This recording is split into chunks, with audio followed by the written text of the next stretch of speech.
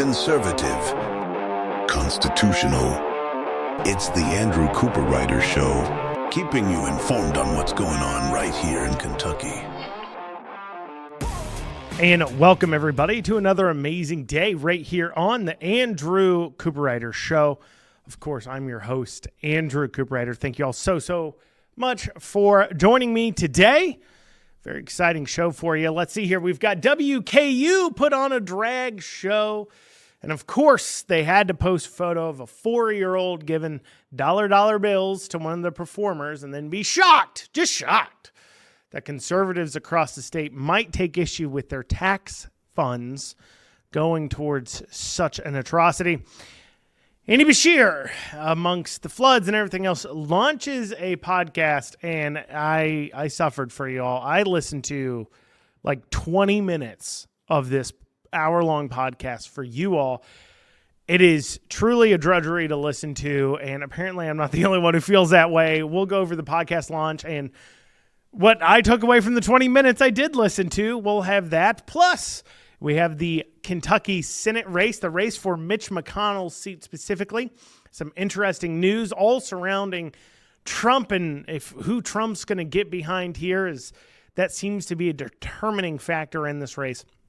We'll talk about the three major candidates, Nate Morris, Andy Barr, Daniel Cameron, all having news that deals with Trump over this past week. We'll dig into that here today. We'll have all that and so much more here on the Andrew Cooperrider Show. As always, if you want to reach out to the show, feel free to email info@theandrewshow.com. Also, make sure if you're listening to this on a podcast format. Now, if you're listening to this on the radio or TV or watching this on X or Facebook and you want a more mobile-friendly format, you can head over to theandrewshow.com, hit the Listen Now tab, and see all the different places where you can listen to the Andrew Cooperrider Show, whether that's Apple, Spotify, or what have you, if you want to be able to just like plug it into your car and listen. But also, if you're listening on those platforms, please make sure you leave a 5-star review. It really does help. But without further ado, let's dig down into it. So, WKU had their residence life, I guess. That's like their campus life. Apparently 10th annual drag show this past week or so. And at this event, they, for some reason, a 4-year-old was there. I have no idea why a 4-year-old is attending a college residence life event, let alone a drag show. But, your guess is as good as mine. But there was a 4-year-old at this event. And now it would be different if it was just that they wanted, that this 4-year-old showed up and they didn't want to feature that. But they actually posted. Not I didn't go looking. Somebody didn't record it. Literally, they posted themselves a picture of a 4-year-old girl handing a dollar bill, like, you would to a stripper at a strip club, handing a dollar bill to a drag performer, and then posted it, and then are just completely shocked that conservatives in the state might take issue with this. Now, it goes into why would they post this? They know there will be backlash. They chose for the backlash. They live off the controversy, their narcissism and desire to be the center of attention. And that's what entirely drives most of the LGBTQ people. Keep that in mind, because you sit there and say, tactfully speaking, if you're trying to get more acceptance for something, right? So, recently somebody on Facebook posted an old photo of me when I was first fighting the lockdowns at Brood, and I was wearing a face mask. And they said, here's a picture of Andrew wearing a mask, even though he was against masks. And while my establishment always didn't require masks of others, keeping in mind that the fight we were fighting for at that moment in time was not about mask efficacy. It was not about COVID itself, whether it's dangerous or not dangerous. We were fighting on, at the time, at that very moment, saying that businesses should be allowed to operate with whatever safety measures that they deem is necessary, and realizing that there is everybody who's against masks would agree with keeping open a business, but there are people who maybe they took COVID very seriously, they took masking very seriously, but still thought businesses shouldn't be shut down. It wasn't fair.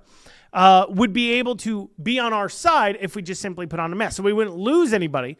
But in that moment, for that fight, we would gain some people. And then once we gained ground there, then it turned towards masking in the business, which is what happened, right? We never required masks, but we understand that if we're going to win this fight, we incrementally have to win it. So we win all the people we can on this issue, and then when we transition issues or change issues, then we fight that. We're not going to fight,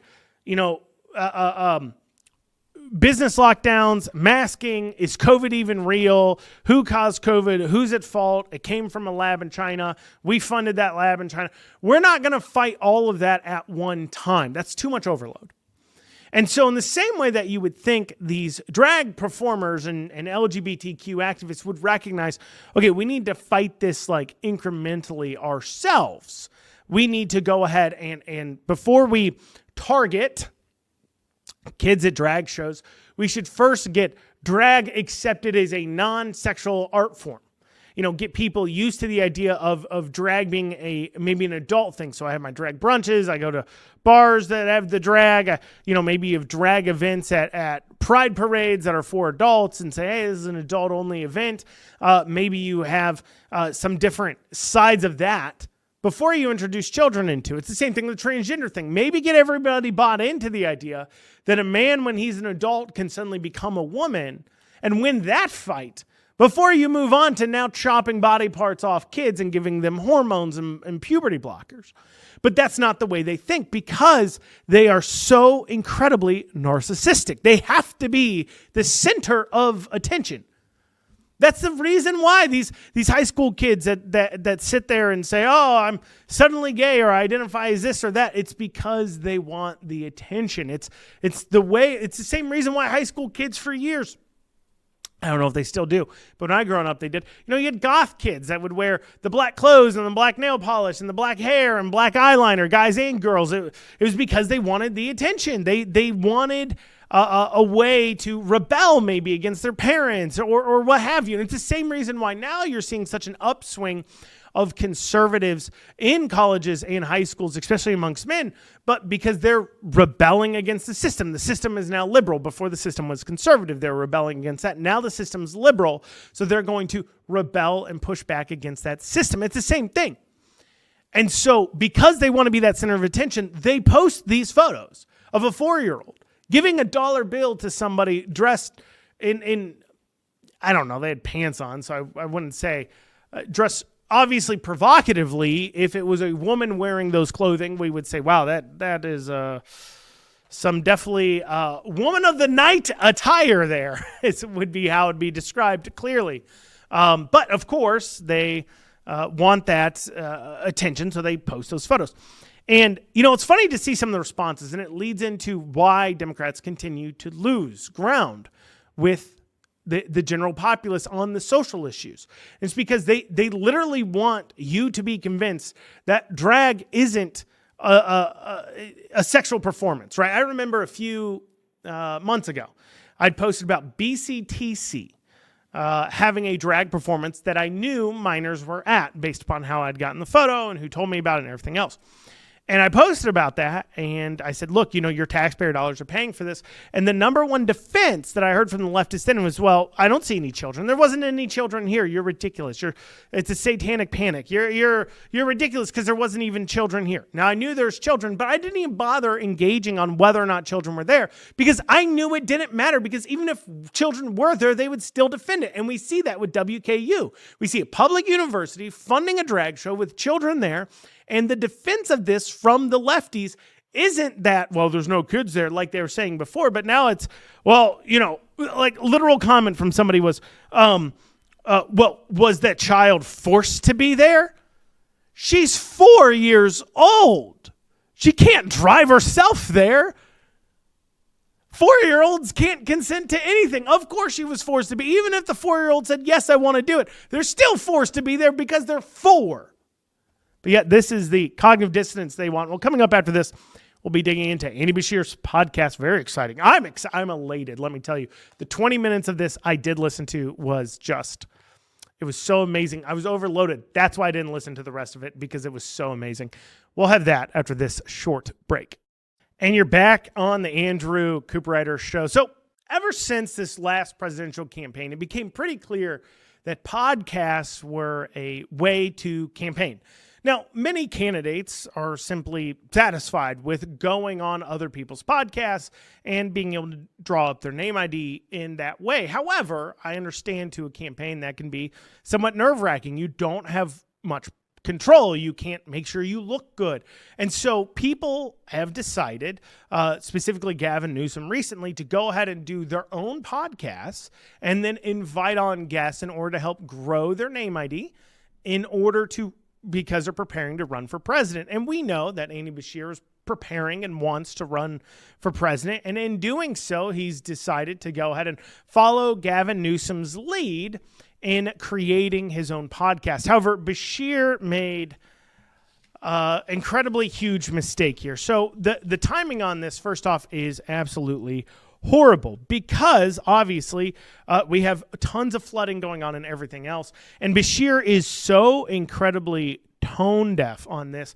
I'm not kidding you. So because he wants to launch his podcast, but he doesn't want to not acknowledge the fact that the flooding's going on, he made a post. Here you go. So this is the post he made. He said, "During tough times, folks often need an escape where they can process and even smile. This Tuesday, I'm releasing the first episode of the Andy Beshear pod. This show is all about conversations with friends, and I hope you'll enjoy it as much as we loved making it."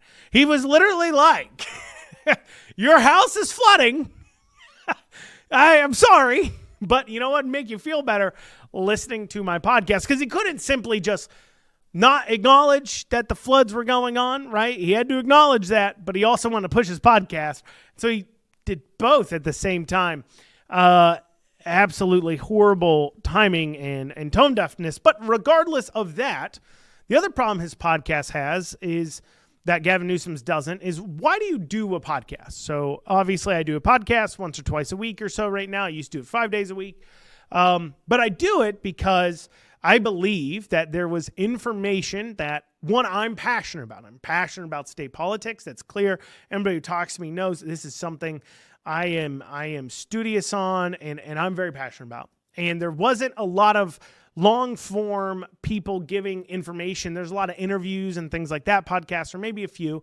There was one, obviously Patriot Point, that did like a 15-minute show once a week, but there wasn't anything going in depth on some issues. And I just felt there's a real disconnect with people when it came to information on understanding what's going on in their state politics that our media is certainly not sharing with them. And so this podcast was created to give new information to people. That people somewhat find interesting. The other reason why you form a podcast is to be entertaining. Now, if you individually are not super duper entertaining by yourself and you're not giving information by yourself, then obviously you're going to have guests on. And you have on guests that fulfill one of two things. Either they have good information to share with people, or they themselves are entertaining. And Beshear has managed to hit none of those. So he didn't just do a solo podcast like I do here most of the time. I occasionally have on people and I'll ask questions, but most of the time it's just me giving information. And because that would be a huge liability for a candidate, because the more you talk unprompted, the more likely you are to say things that, of course, people may find objectionable and can be held against you. So if you don't want to talk a whole lot because you're running for office, you then want to have on other people who then talk and you're just talking back and forth. It's harder to attack you for that. So you're going to have on an interview podcast. So you're either going to have people that give good information or are interesting themselves. Big names, big draws. Well, Beshear couldn't have on big names and big draws. Neither does Gavin Newsom have on big names that agree with him. And Beshear couldn't have on necessarily big names that agree with him either that would be interesting to a national scene, because you'd have people like potentially AOC's talked about as a presidential candidate, Gavin Newsom, obviously. The big names in the Democrat circles people know nationwide are, in a way, they're competition for Andy Beshear because they also want to run for president. So he can't have them on. So that means you better have on people who are just really interesting. But he can't have on people who disagree with him like Gavin Newsom does, because Andy Beshear isn't capable of having those kinds of conversations. He's just not. Gavin Newsom is, whether it's because Gavin Newsom has an ability to flawlessly lie and has no problem lying about his prior statements a lot better than Beshear does and so comfortably, or if it's rather because he's good at, Gavin Newsom feels more comfortable having those debates with people who are truly knowledgeable and skilled, but Beshear doesn't want to he can't do it. He just can't do it. He's not as capable as Gavin Newsom is. So instead, he goes with none of the routes. And for his first guest, he has on Morgan & Morgan, John Morgan from Morgan & Morgan Law Firm. And before I dig into the podcast itself, let's talk about the response of people to the show. So Beshear has released this as I'm recording this about a day or two ago. Right now on YouTube, it has 300 views, 12 likes, and 2 comments. That is horrendous for a governor. I'm going to be honest, right? My show, Beshear should be able to blow my show out of the water. No question in my mind. Now, some of you listening may be like, why would you say that? You're so interested. He's the governor of a state. He has a built-in apparatus. I'm just a guy talking to a microphone. Sure, I've ran for office, and sure, I have good name ID with a fair amount, few thousand people and everything else. And that helps lead to the show being a little bit more successful. But this man has built in, he's got 30,000 people that work at the government of Kentucky that he should be able to draw on, that should be listening. He has the entire Democrat Party of Kentucky. Those are thousands of people that are a part of the base of that should be tuning in, interested, listening to this. The Democrat apparatus. You have all these people who should be interested in your show. But despite that, even with that built-in, giant followings, considerably speaking on Twitters and stuff, 100,000, 200,000 followers. I don't know how many followers he has, but probably around 100,000 to 200,000-300,000, maybe even more. Like, you should do well. Launching a podcast should do well. You should be able to blow my show out of the water on your first day. Now, for podcasts, it's a little bit harder. You have their YouTube views, but then you have their actual YouTube listens, and it's hard. They don't publish how many listens. It's hard to see. So I know how many listens I get per episode. So about per episode, an audio-only format, I'll get somewhere right around 500 to 1,000 listens, somewhere in there, depending on how interesting the show is. Then when you go over to Twitter, depending on the show, I'll get 2,000-3,000 views there. Over on Facebook, I'll get another 1,000 or 2. And if the show's interesting enough on YouTube, I'll get around 150 200 listens there. Now, granted, Beshear is not posting his podcast to only Twitter, so he's missing out on views there. So you think some of those would translate over into YouTube views. So while my YouTube views may be, if it's a good show, around 150, which is about half of what Beshear's done in a day or two, you would think, though, because I post also on Twitter and Facebook and I get thousands of views there, and so a lot of people are watching there instead of on YouTube, you would say the video watch episodes, considering he only posts on YouTube, is probably fully watched, pretty comparable. I know all 1,000, 2,000 listens on Facebook or watches on Facebook or on Twitter are not listening to the entire show, but I think it's pretty comfortable to say there's about 500 people that listen to the entire show video format when that gets put out, and then in the audio-only format, it's between 500 to 1,000. So I know those numbers, okay? I'm being very open with you guys on that. I know those numbers. So when you look at then his numbers compared to mine, you see a pretty bleak future. He should be able to blow me out of the water, as I said. He should be easily able to get 10,000 listens on a podcast, you would think, right? If I had that level of following and I was the governor of state and everything else and I was doing the same exact show I was doing now, but more, it'd have tens of thousands of listens to it, right? Okay.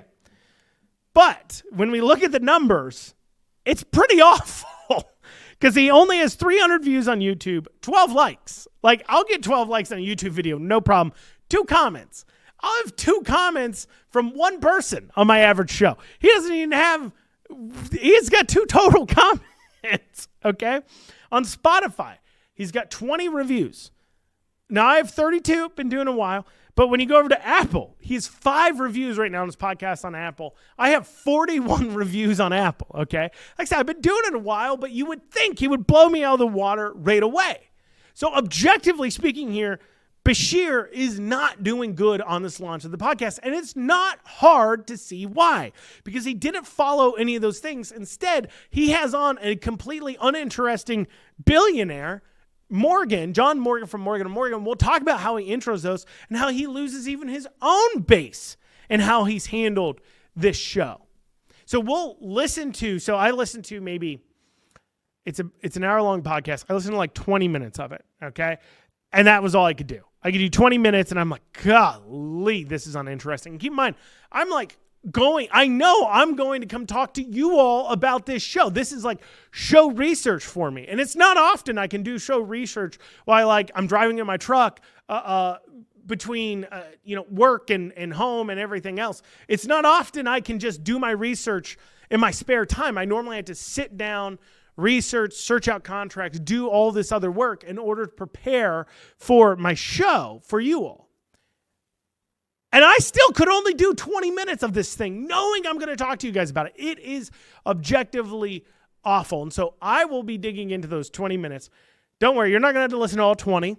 We're going to be taking some snippets from it and share with you why this podcast isn't going well and why it probably won't go well, because I don't think he will fix this at all.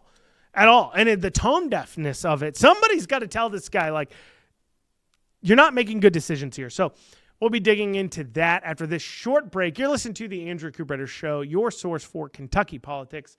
As always, if you want to reach out to the show, you can email info@theandrewshow.com. You can also head over to theandrewshow.com, hit the Listen Now tab, see all the different places where you can listen to the Andrew Cooperrider Show on the different podcast formats.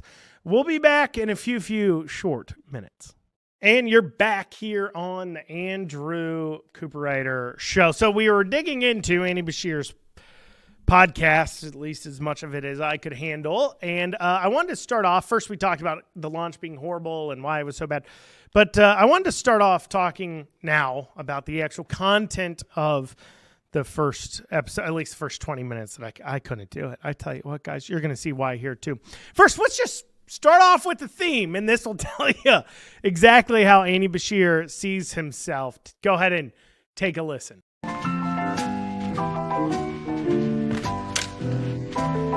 Oh, sorry, that was the theme song without words to Mr. Rogers. I apologize. Okay, let's start off with Andy Beshear's podcast theme. Go ahead and take a listen.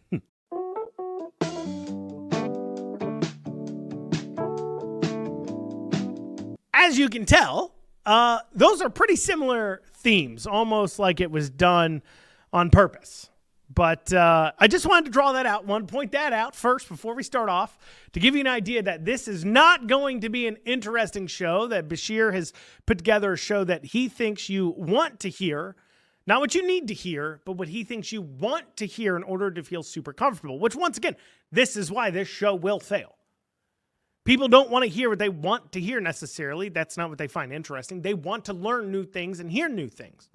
But regardless, what's here? He starts off here by talking about what the show's going to be about and some of the ground rules of the show. Let's take a listen. So here are our 5 starting cast rules. Number 1, be authentic. You be you, boo. Number 2, talk like a real human being. When folks are going through addiction, they don't call it substance use disorder. When someone's hungry, they don't call it food insecurity. We want to make sure this is a conversation where we're using real words that have real meaning with real emotion. Number 3, no debating reality. Far too often now we see people trying to argue against facts. Number 4, tell your why. We want to get beyond just what you think and get to why you think it. We want our guests to talk about what drives them in life and how they make their decisions. When we talk about our why, we can give each other the grace and the space to disagree, but to understand somebody could be coming from a good place. And number 5, have fun. So he says in there he's going to have real conversations with real people, but of course by that he means not that he's going to have conversations with people who aren't politicians or aren't going to just make him feel really good about himself and those kinds of real nitty-gritty conversations that make you feel good about yourself. No, we're not going to have those. by real conversations, he means he's not going to use woke language. And it's his best chance at dealing with how they think Democrats are out of touch with the American people. They have such low ratings, and Beshear is cooked up because, we use things like words like the unhoused instead of homeless, or food insecurity instead of hungry, because people don't understand those words, and that's why we're out of touch. Well, you see Gavin Newsom saying kind of a similar thing when he's talking about the whole Latinx moment from his show, when he's saying, I never said Latinx, when he did. But anyways, it's in that same vein of thought process that, we need to make sure we're using non-woke language that people can understand. That's a disconnect for the Democrats. So Beshear's trying to show that. And then he says he won't debate the facts. And this is where you are not going to have an interesting show if you're Andy Beshear, if you're, quote unquote, not going to debate the facts. Because what is the facts to the Democrats? Let's start off with an easy one. Like, factually speaking, what is a woman? Define it. And that's going to be a hard one for Andy Beshear because we know how he feels about the transgender issues. Now, it's easy for people like myself and Republicans. I mean, to me, a woman is an adult human female, and a human female is a human born with XX chromosomes. Easy for me to define. Factually speaking, I can say, there's my fact. But see, that's a fact that Democrats would want to debate.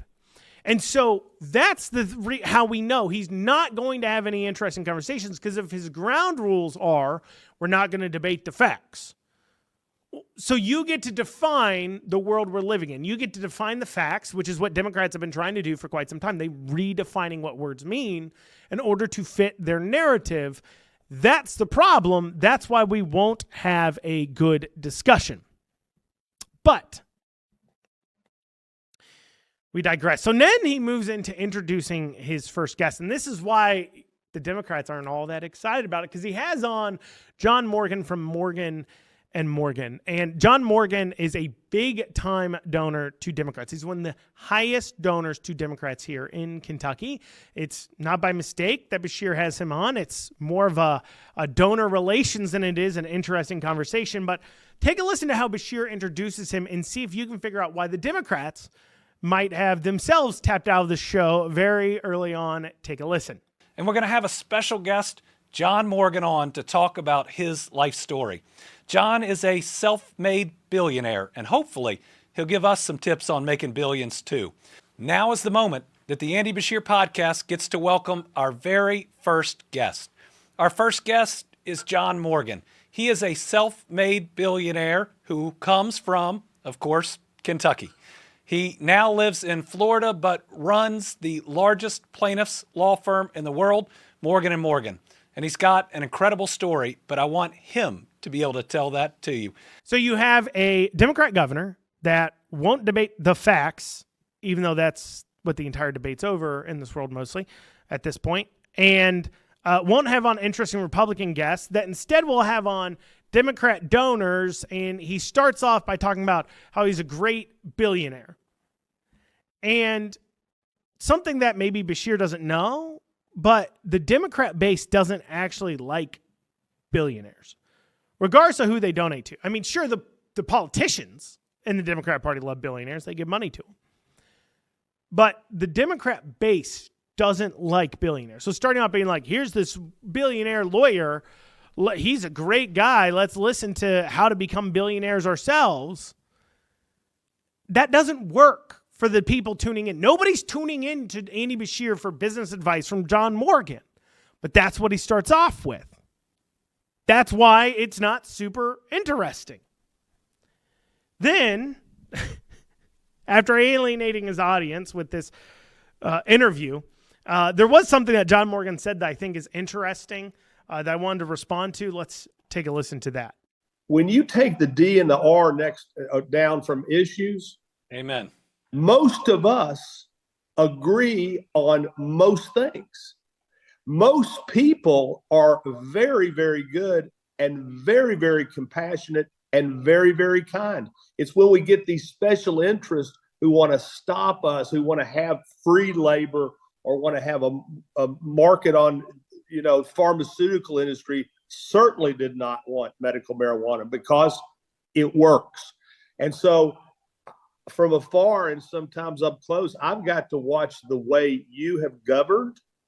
And I will tell you, it's almost like you were watching us in Florida to see that most of us agree on most things when we're working for each other and not for special interest. So John Morgan's talking about how he spent millions of dollars getting medical marijuana passed in Florida because of something to do with his brother and everything else. And in it, and he talks about that story beforehand, before we hear this clip, where he starts talking about, well, if we just stopped listening to the special interests and started listening to the people, we would all get along much better. The special interests are driving things.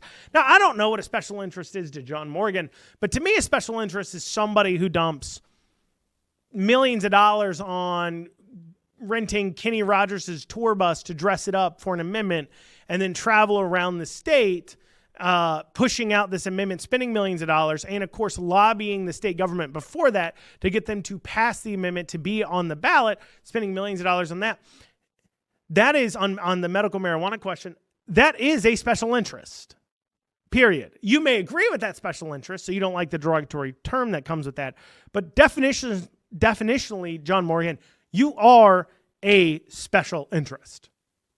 Now, after he gets off John Morgan, he does have a moment where he has on some, I don't know, random person from Western Kentucky. I don't think he's actually probably random, but we're going to say random. Random person from Western Kentucky, where they talk about the news of the day. We'll go into what they talked about after this short break. You're listening to the Andrew Cooperrider Show. And you're back here on this final segment of the Andrew Cooperrider Show. Before the break, we were digging into the Andy Beshear podcast. We talked about his first guest. Now let's talk about, he covers the news. Now, this is another fatal mistake of the Andy Beshear podcast, is that the turnaround on this, for whatever reason, isn't very quick. This shouldn't be particularly hard. I mean, those of you listening to this show, just full disclosure, I probably, if you're listening to this on, social media, on the podcast format, somewhere like that, TV and radio, it's a little bit different delay just because of the time frame. But I recorded this show that you're listening to within the last 24 hours, guaranteed. Anytime you're listening to my show, chances are I recorded it within the last 24 hours. Sometimes I recorded it 30 minutes before I posted it, especially if it's audio only. I chances are, if you're listening to the audio only non-TV episodes, I post those probably 30 minutes after I record them. For some reason, the turnaround here is awful. So Beshear's talking about a now probably like 2-week-old story, like a dead story regarding the Signal Chat Atlantic journalist classified, quote unquote, chat that went on Pete Hegseth and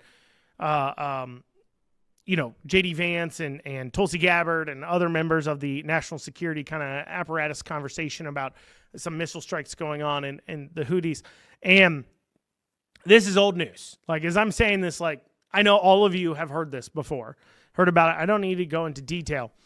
But so first, that's a problem he's going to have on the show, is that when he's talking about the news, it's old news. Nobody cares. Second thing that I want to bring to you, listen to when he talks about what the issue is, and he tells a story about him taking accountability. But go ahead and take a listen to how he leads up to it. Here you go. Well, and you've got a few employees in the state, I think, around number 30,000, somewhere around that number. So when you start to look at leadership and you start to talk about accountability, just kind of curious, is there a thought process that goes on if this had fallen on your desk and all of a sudden you get extra reporters added to a text chain with sensitive information? Well, the first thing would be consequences. I mean, this is a mistake that you can't make when you're talking about national security. But the second is, if you've made a mistake, I think you've got to own it. I mean, they're trying to blame the reporter, and he had the funniest response, I thought. He said, "Hey, you added me to your text chain. I thought we were friends, and now you're coming after me." But in the very least, they ought to be able to look at a camera and say we messed up. I think the American people will forgive you for a lot, but only if you're honest with them, and they can tell dishonesty. They can see that people aren't being honest about this. I had a really embarrassing moment during COVID. So he says, just take accountability. And then he brings up COVID. And he says, during COVID, and I stopped it there, Because at that moment, I was like, oh my goodness, what is he about to admit he got wrong during COVID? Is he going to talk about, I don't know, maybe the fact that his lieutenant governor, when he had passed an executive order saying you shouldn't be seeing your hairdresser, was seeing her hairdresser and then making sure she got special treatment during from the unemployment office. Something that Beshear never really took accountability for. Maybe he's going to talk about how he was offered employees from the legislature to help respond to unemployment claims. His unemployment director wanted those staff, but Beshear said no because he didn't want to work with Republicans. I thought maybe that's what he was going to talk about. But no, instead listen to what he cops to saying he got wrong. You remember this? I remember this. So there was an application for unemployment benefits under the name of Tupac Shakur. And I got, all revved up, and I went out there for one of the updates, and I looked at the camera and I said, people are trying to take advantage of us during this period. There was somebody named Tupac Shakur that filed for unemployment, and this is a fraud. Well, there's a real person in Kentucky named Tupac Shakur. He lived in Lexington, and he had applied. So there you go. He says, look, it was the Tupac debacle. I took accountability for that. That's exactly like putting the wrong person in a signal thread and nobody getting fired for it. When I said that nobody in this state exists with this name of Tupac and they're applying for unemployment. Actually, what's more similar is your lieutenant governor situation, where your lieutenant governor was breaking your executive orders and asking for special treatment for somebody. That falls into your line of more similar, but you don't want to talk about that. I understand. It looks bad for you. Or maybe you could talk about, you do take accountability saying it's wrong about kids sleeping on the floors of the Cabinet for Health and Family Services buildings and stuff. But, you've been saying that, though, for like 2 years.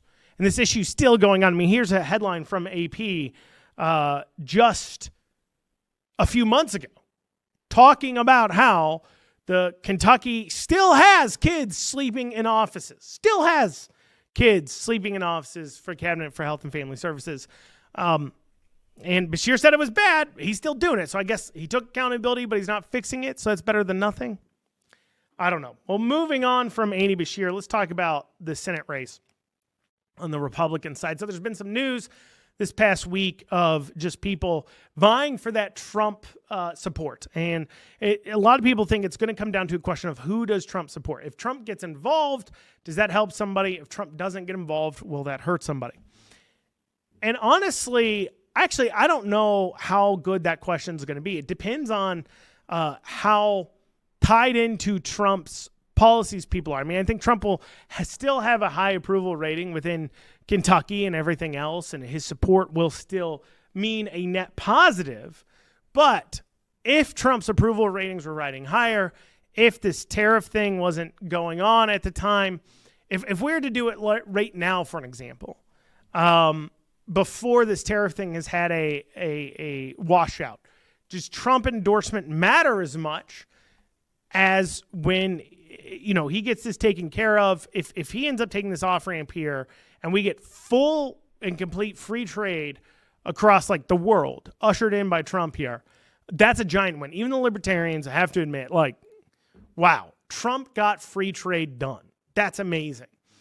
If he can do that, then I think he's flying pretty high.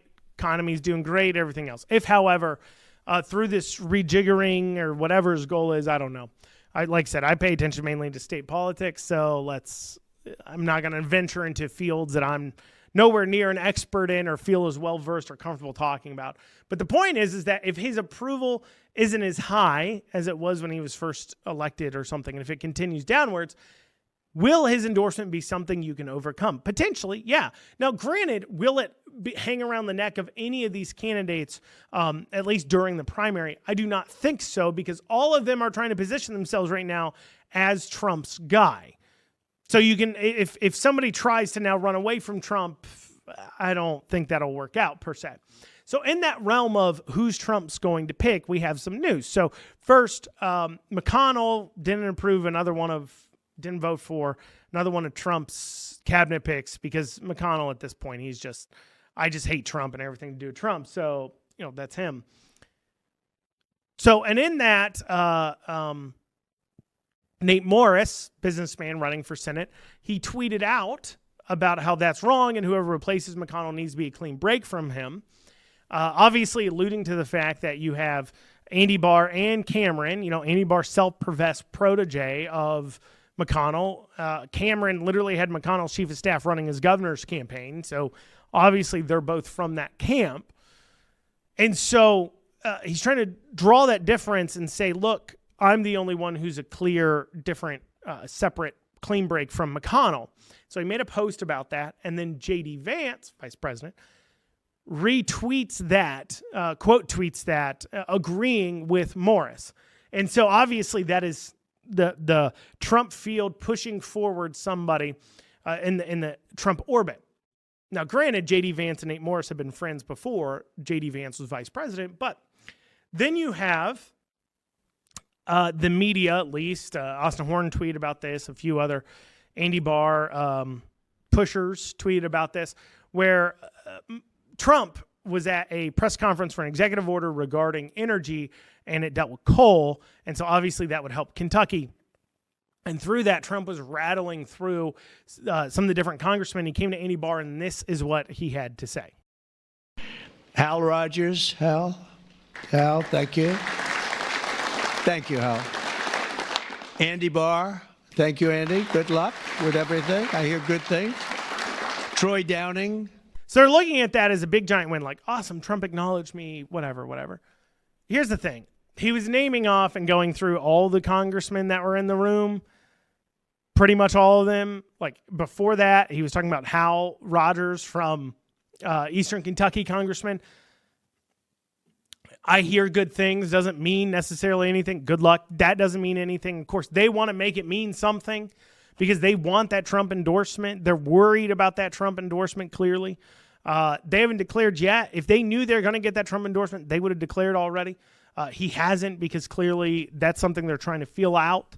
But they want to make a big deal about that. Then on the Cameron side of things, he's hired and brought in, according to this press release, several members of Trump's campaign, his lead pollster, some other members of Trump's messaging and campaign team during his presidential campaign, indicating, of course, trying to draw more lines in with Trump. Obviously, Trump endorsed him during the governor's election. So the question becomes, who is Trump going to pick? Who is Trump going to endorse? And that's what everybody's fighting over.